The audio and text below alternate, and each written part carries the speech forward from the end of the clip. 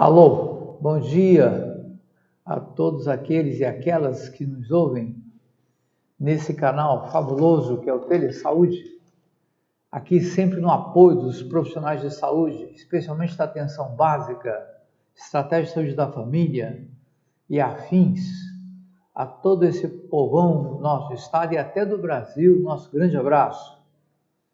A coordenação me manda aqui um aviso dizendo, lembrando que o Telesaúde, além das teleaulas, tem teleconsultorias, onde poderão dirimir dúvidas ou ter segunda opinião de casos clínicos com especialidades de sua área ou outras. Para acessar, acesse o site do Telesaúde e clique em teleconsultorias. Então está aí o aviso, está a coordenação, lembrando que aqui no Telesaúde existem teleconsultorias, né?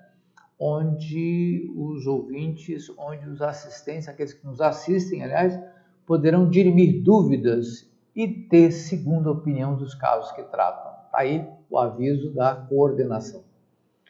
Nosso assunto hoje é desafio para a atenção primária em 2020. Complicado. Para falar sobre isso, recorri a textos produzidos pela 16ª Convenção Nacional de Saúde, que aconteceu ano passado, e texto do 8º Congresso de Ciências Sociais e Humanas em Saúde, um texto feito pelos pesquisadores da Rede de Pesquisa em Atenção Primária à Saúde. Então, são opiniões emitidas aí por essas duas instituições, né? Essas duas instâncias de saúde no Brasil. Mas vamos falar um pouco de desafios para a atenção primária em 2020. Está complicado, mas é bom falar um pouco, né? Para começar, é bom nós colocarmos diretamente a questão do SUS. Quais são os 3 princípios fundamentais doutrinários que conferem legitimidade ao SUS? Miguel, por que você está fazendo isso?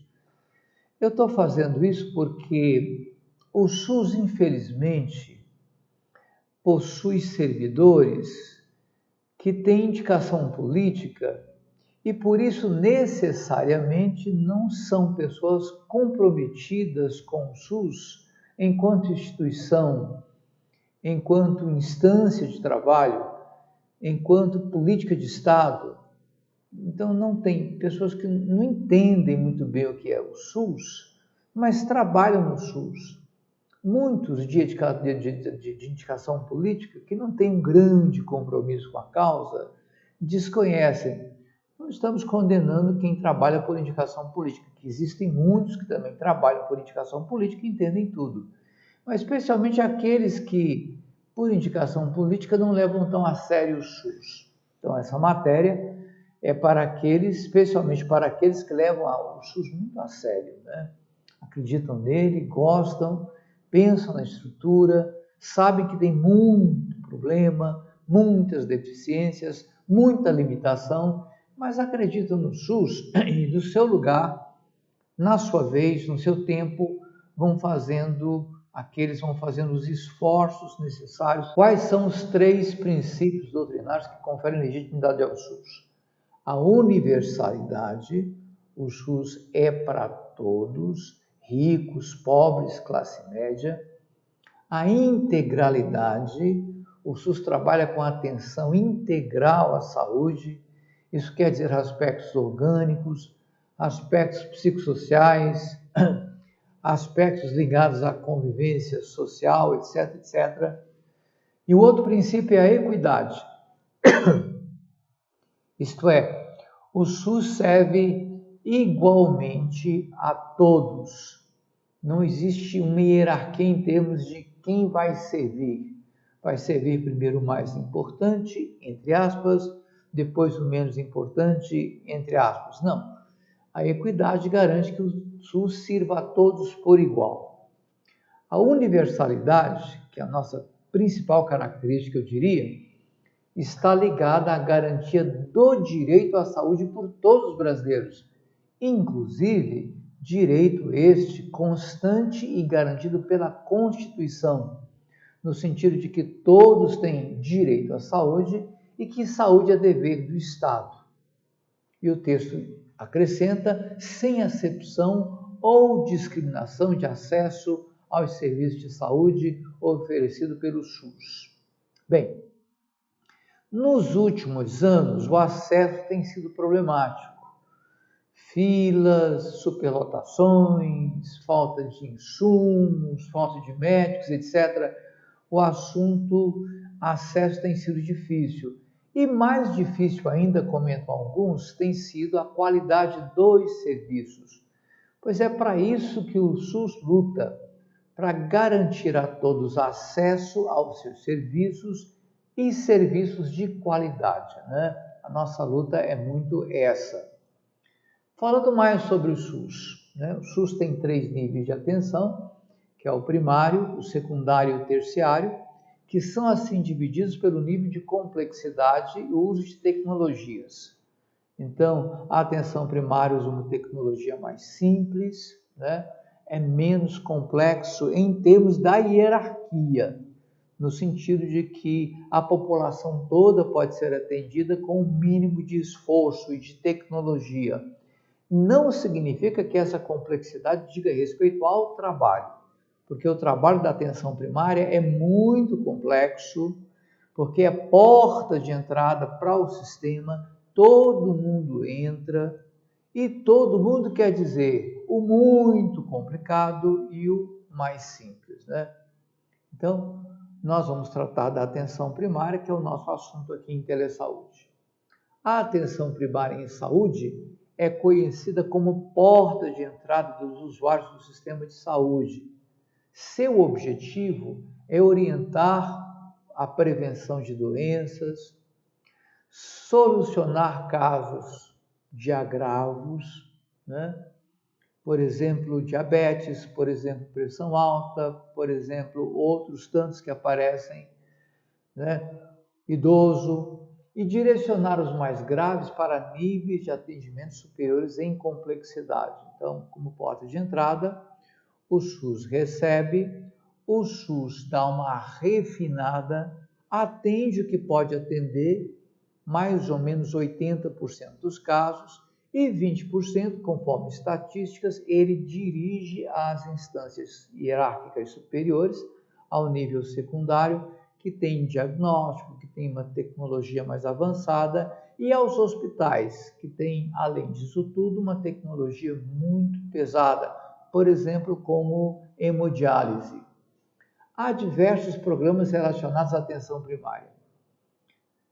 Existe, e é o nosso caso aqui que nos interessa muito, a estratégia da saúde da família, que leva serviços multidisciplinares às comunidades. E esses serviços são, por exemplo, consultas, exames, vacinas, radiografias e outros procedimentos tantos, né? Existem ainda consultórios de rua, que atendem pessoas em situação de rua. No Brasil isso é caótico. O programa Melhor em Casa, de atendimento domiciliar, isso é ótimo. O programa Brasil Sorridente de saúde bucal, recentemente, de uns anos para cá, inserido na atenção básica. O programa de agentes comunitários de saúde, que é antigo, foi incorporado ao Estratégia de Saúde da Família por causa dos seus bons resultados no trabalho com a mortalidade infantil, isso há muito tempo, né? E aí, agentes comunitários de saúde que buscam alternativas para melhorar as condições de saúde de suas comunidades, entre outros. Os agentes vão de casa em casa, identificando os casos mais vulneráveis, encaminhando esses casos para o posto, né, para a unidade básica de saúde, e de lá, conforme a gravidade, ser encaminhado ou resolver pelo posto mesmo a questão. Então, isso é, resumidamente, a atenção primária de que a gente trata, né? Vamos lá. A atenção primária tem dificuldades? Tem. Coloquei bem grandão aí, dificuldades da atenção primária, né? Vou me referir a resultados de pesquisa conduzida em 2010 pela Universidade do Recôncavo Baiano, auxiliada pela Fundação Oswaldo Cruz, Fiocruz, né?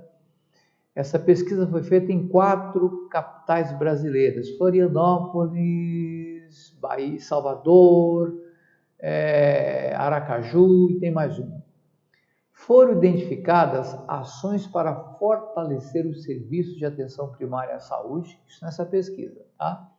Com destaque para, isso é importante, aumento da oferta de atenção primária à saúde, com diminuição das barreiras de acesso, estruturação melhor dos serviços de atenção primária, né? Esta como porta de entrada do sistema, e a ampliação da resolubilidade, ou dizem resolutividade, mas é resolubilidade, apoio diagnóstico e o apoio terapêutico, a promoção da interlocução entre equipamentos da rede e serviços para organizar o processo de trabalho, capacitação e supervisão, e a articulação entre ações de vigilância e assistência.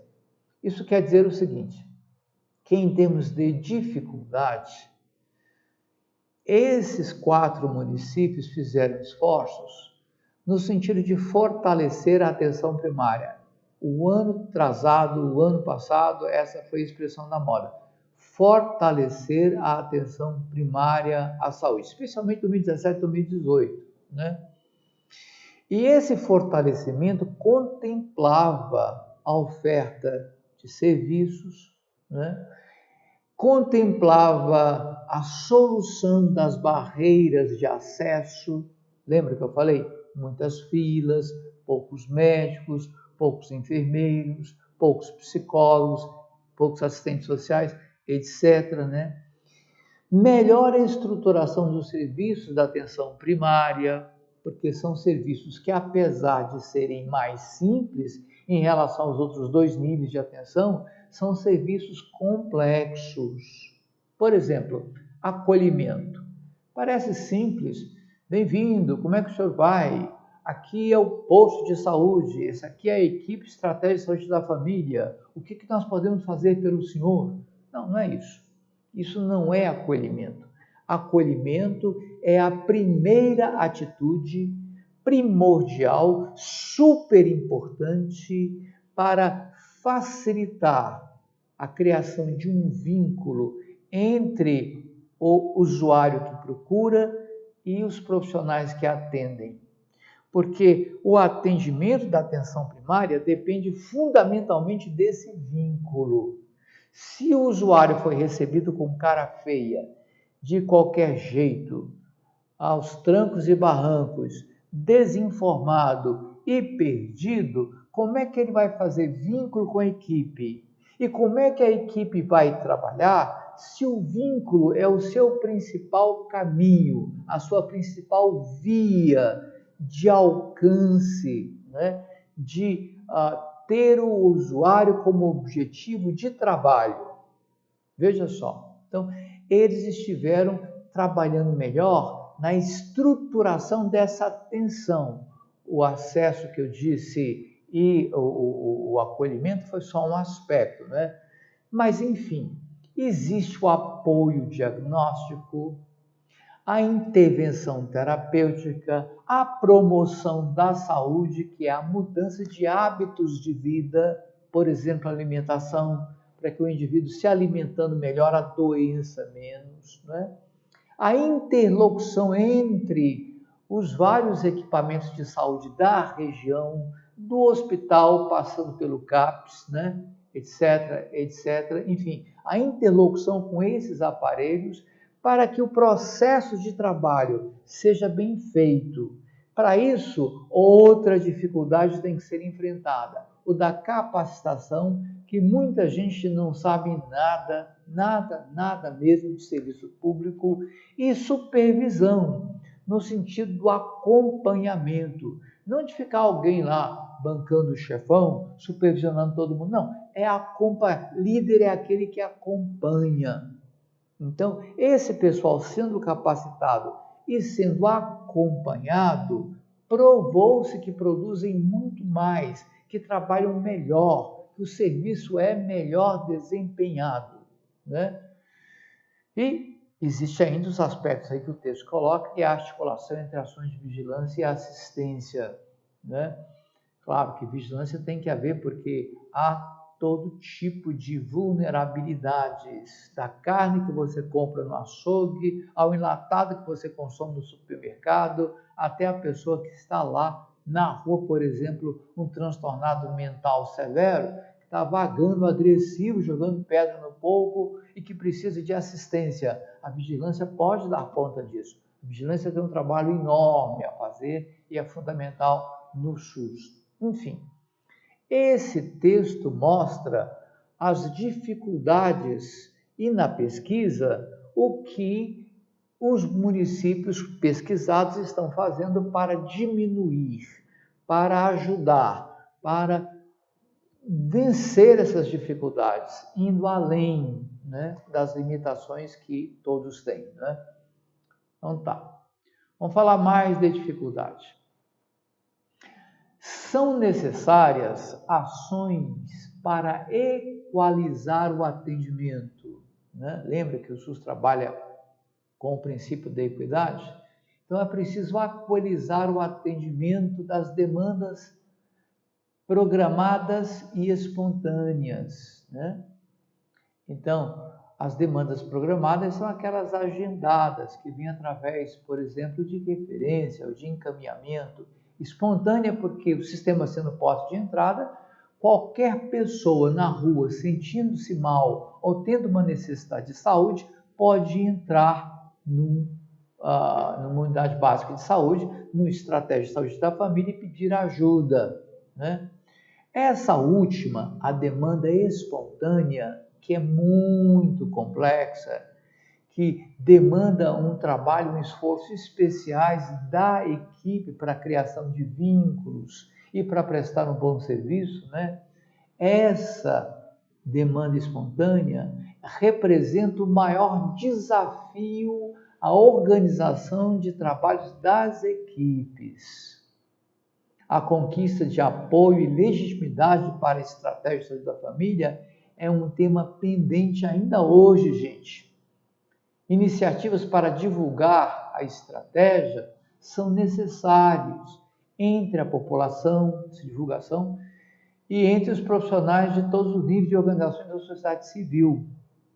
Veja só, o que o texto está querendo dizer, né? Eu peguei o texto na íntegra lá da Assembleia, é que, de fato, é preciso que o SUS, no nível da atenção primária à saúde, no nível das equipes de saúde da família, tenham legitimidade. Legitimidade quer dizer apoio da população, né? Aprovação da população, busca da população. A população dizendo sim, precisamos mesmo, o serviço é bom, precisamos, carecemos. Esse serviço precisa ficar, precisa ser melhor prestado até, precisa crescer, esse serviço precisa ser melhor, mas é um serviço que precisamos muito. Isso, da parte da população, se chama legitimidade, né? E é claro que toda a sociedade, de maneira geral, né, em todos os níveis, devem apoiar o trabalho do SUS, porque é um trabalho de saúde que a população precisa. Tá. Quais são as outras dificuldades ainda que poderíamos mencionar? Capacitações.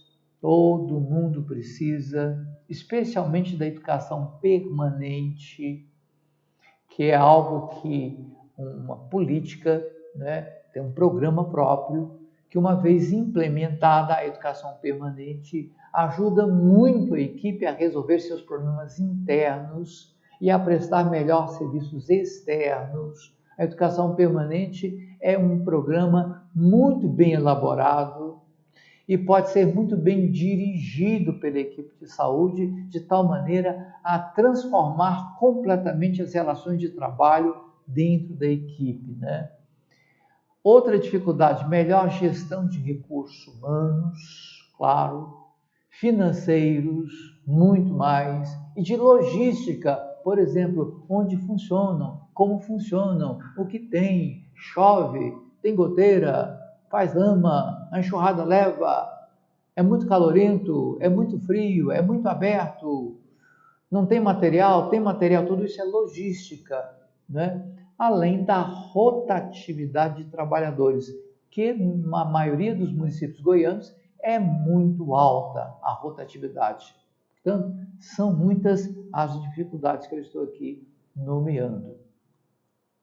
Vamos lá. Em 2020, conforme a 18ª Conferência Nacional de Saúde, reunida em 2019, há uma grande preocupação com o desmonte da estrutura da atenção primária.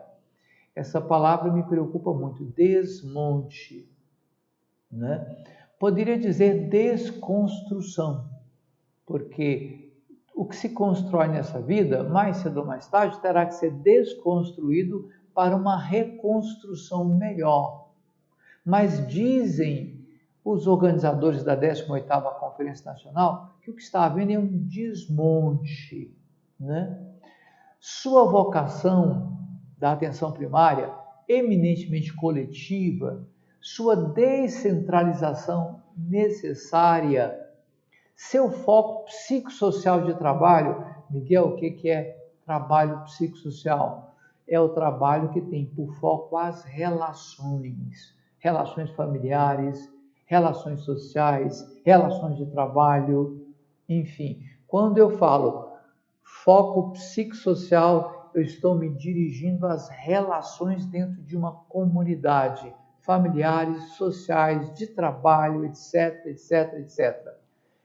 E está provado que grande parte dos adoecimentos, das depressões, por exemplo, eu sou da saúde mental, são provenientes de relações violentas, de relações agressivas, de relações injustas, de relações abusivas, até de assédio moral no trabalho, né? Isso acontece muito, né? Outra questão também, né, que o SUS tem ainda hoje, né, que é a gestão democrática em termos de participação popular. Isso está na lei, né, que é preciso que a população participe, está no programa de atenção primária. Político de atenção primária tem a participação popular como um dos sustentáculos. Uma das colunas que sustentam o trabalho é a participação popular. Além da preocupação com causas sociais, todas estas coisas estão ameaçadas. E concluo dizendo, a reformulação dos modelos da estratégia da família, a desconstrução do Mais Médicos, lembra do programa Mais Médicos? Além da restrição de recursos, todos em níveis, têm causado preocupação. Por isso que se fala em desmonte, né? Se a estratégia é eminentemente coletiva, é descentralizada, tem foco psicossocial, tem gestão democrática, tem participação popular, né? E tem preocupação com causas sociais, isso tudo está sendo desmontado, é claro que dentro do SUS, a política que está sendo implementada de desmonte preocupa e muito. Não bastasse isso, também preocupa essa reformulação menos coletiva e menos democrática da estratégia da família e a desestruturação do Mais Médicos, que era uma coisa que a gente tinha como certa, né? Mas vamos lá. O que a gente recomenda no meio disso tudo, né? O SUS é uma política pública de saúde de grande importância e alcance. E ela deve ser defendida como tal e como tal implementada. Em outras palavras, o SUS não é uma invenção de um governo qualquer. É uma política pública de Estado. Ninguém pode deixar para lá. Ninguém pode anular. Ninguém pode derrubar. Ninguém pode fazer outra coisa e colocar no lugar, porque é uma política pública devidamente estabelecida por marcos legais competentes a partir da Constituição, passando por leis defendidas e aprovadas que sustentam legalmente o programa ou sustentam legalmente a política. Então, Uma política de governo, ela pode ser deixada. Uma política de governo, passando o governo, ela pode ser até esquecida. Mas uma política de Estado, não. Uma política de Estado, principalmente uma do alcance, da amplitude, da necessidade do Sistema Único de Saúde, uma política pública de Estado como esta precisa ser defendida e implementada por causa da sua utilidade, da sua importância, do seu alcance, dos seus marcos legais, de ser conquistas democráticas. O SUS é uma conquista democrática. Há que se melhorar? Sim. Há que se construir coisas muito melhores dentro do SUS? Sim. Há que se ampliar muito a atenção, o acesso e a qualidade dos serviços? Sim. Mas anular, desconstruir de tal maneira a desmontar? Não. Não, porque a política pública de Estado tem o seu marco legal estabelecido e é contra a Constituição e contra as leis nacionais o seu desfazimento. Dizendo mais, seus programas visam ao benefício da saúde da população em termos coletivos e individuais. Por isso, seus princípios norteadores devem ser respeitados. Então, não é só uma política de Estado nascida de um sonho de congressistas, de legisladores que pensaram isso, aquilo e colocaram na lei. Não. O SUS foi criado a partir de princípios ligados às necessidades de saúde da população. Necessidades com demanda, necessidades com urgência, necessidades que não podem ser acudidas de outra forma.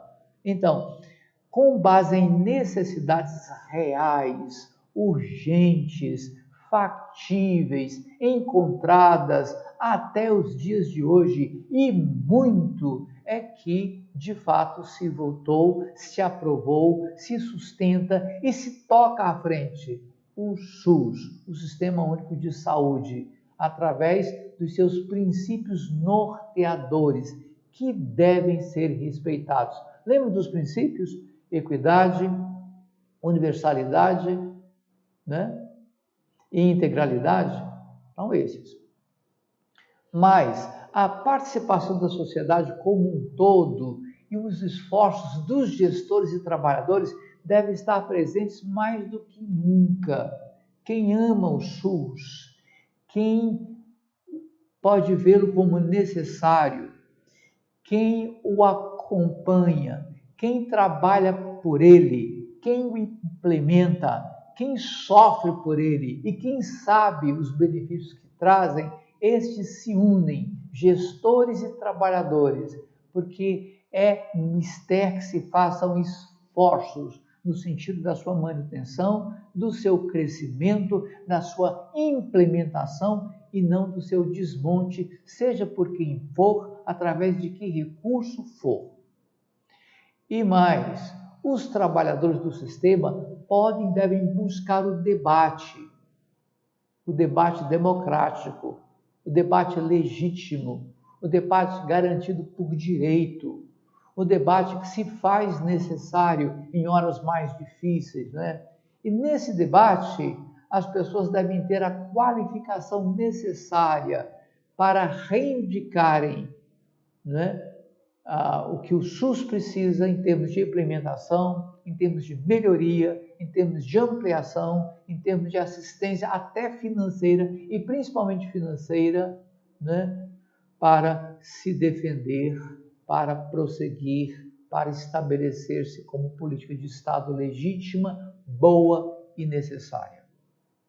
Agora, duas palavras que não estão aí, mas que eu quero dizer. Que os tempos passam, é da democracia que haja alternância de poder, os poderes vão encarar de maneiras diferentes as políticas de Estado, sim, porque são poderes diferentes, E cada um por seu turno vai tentar fazer uma coisa ou outra sobre programas de Estado com marco legal. O atual está buscando um equilíbrio financeiro, de tal forma que o país financeiramente equilibrado possa oferecer uma melhor saúde à sua população, possa dar mais assistência de qualidade aos brasileiros. O Brasil financeiramente mais equilibrado possa seguir adiante em suas políticas de Estado tremendamente necessárias, como o SUS. Isso é legítimo, né? A organização financeira da casa, a reestruturação das instituições para garantir a prática de políticas coletivas e individuais de saúde.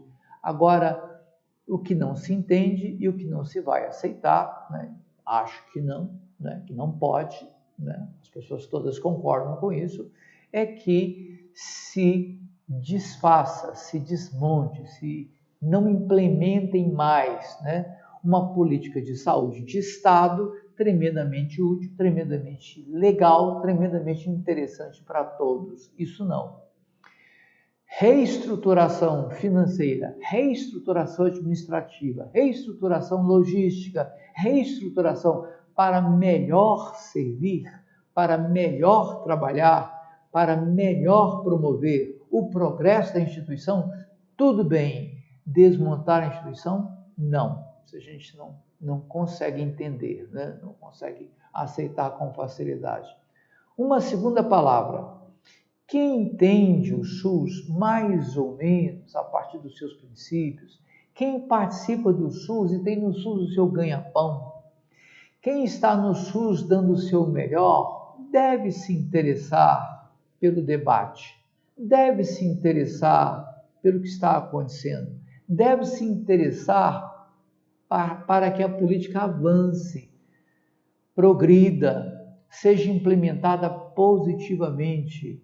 E só nós que somos técnicos e não políticos, só nós que somos técnicos e não agentes do governo, num sentido mais amplo, só nós que estamos na lida, no dia a dia, sabendo o que a população reivindica, demanda, quer, necessita, só nós, qualificados para o debate, é que podemos dizer, levantar a nossa voz e dizer: isso pode, isso não é tão bom assim, isso é melhor, isso não é tão bom assim, isso aqui é devido, isso não é devido, porque nós estamos à frente do trabalho, no dia a dia, dando o nosso melhor. Queremos ser respeitados por isso, queremos ser bem tratados por isso, queremos ser reconhecidos por isso.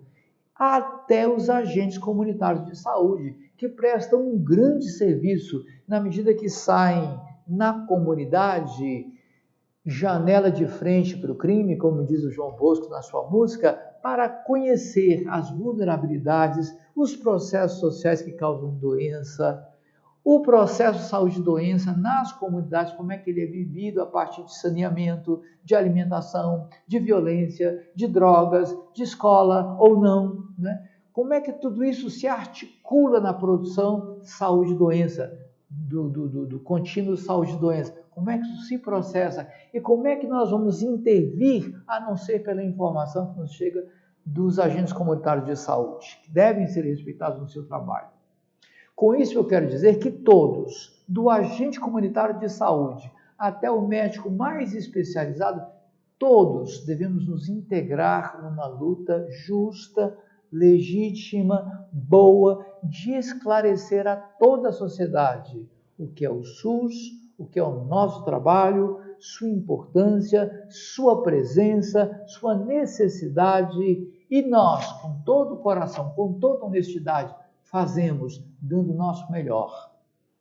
Se isso for reconhecido e devidamente promovido, o SUS, ao invés de um desmonte inqualificável, poderá ser alvo de uma construção maior, de uma promoção maior, de um avanço maior, de implementações importantes, como legítima instituição de saúde no país para ajudar a todos os brasileiros, né?